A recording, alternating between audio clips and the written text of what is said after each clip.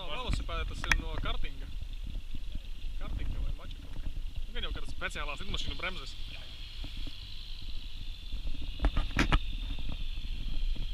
Var tur triku uztaisīt. Gan jau ka var. Bet tiem, man liekas, ir izturīgāk, tiem jau ir liekas alumīnijas pārni. Tur malsīm virs ūdens, tur starp tiem sūdiem. Tie ir ar alumīnijas pārniem, šis tam liekas nolūst visu. O jā, tās tikai palīdz.